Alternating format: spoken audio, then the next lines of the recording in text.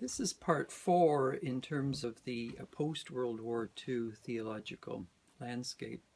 I want to talk briefly on C.S. Lewis and the evangelical Calvinist tradition. Lewis increasingly became more prominent in the West. There was in 1947, the Time featured him on front page. By 1950, Billy Graham had gone to visit C.S. Lewis. Wheaton College had picked up the work of C.S. Lewis and many others like Chesterton, MacDonald, Dorothy Sayers, Tolkien. And so Lewis became a very important fixture in American life by the 1950s and 60s. His Chronicles of Narnia, his Space Trilogy appealed to those who were interested in the imaginative side of faith. His apologetics, such as Mere Christianity, his work on miracles, his work at the Socratic Club in Oxford, appealed to those who were very interested in the rational understanding, justifying the legitimacy of Christianity in a post-secular, post-Christian world. And so there could be no doubt that Lewis came to, in many ways, embody a form of Christianity. Those who had grown up in forms of Christian that were not rational, they were not thoughtful, they had spurned education. Lewis said you can think, you can be poetic, you can be creative, fantasy, apologetics. These are all a part of a healthy Christian vision. And so in Lewis, there's a synthesis of a very mature form of Christianity. Now, when the evangelical and Calvinist tradition co-opted Lewis, the tendency was to think then that Lewis was an evangelical, he was Calvinist, and there was no more to be said about C.S. Lewis.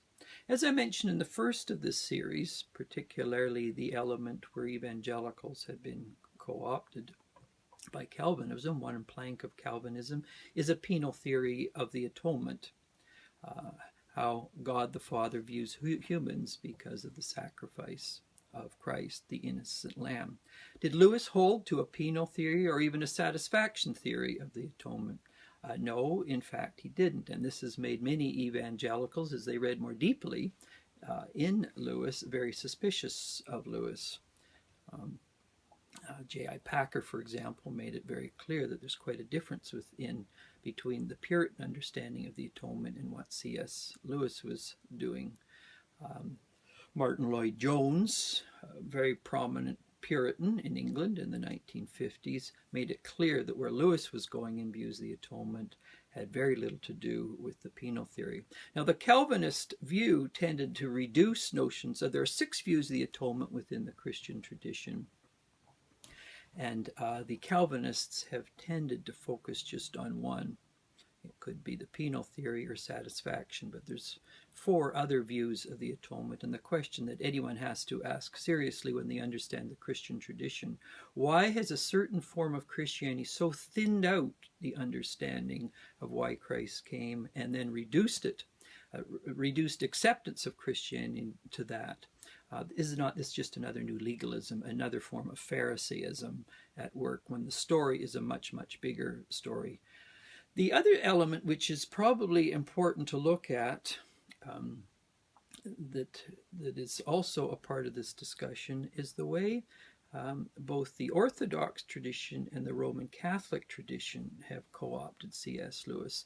So you get important American political thinkers like Russell Kirk, the conservative mind, Tom Howard, once an evangelical and brother of Elizabeth Elliot, very much grounded in the evangelical tradition, became Episcopal, then Roman Catholic. Peter Kreeft. Many of these people take Lewis as one of the Roman Catholics, but then when they translate Lewis again into economic, political terms, it becomes republicanism.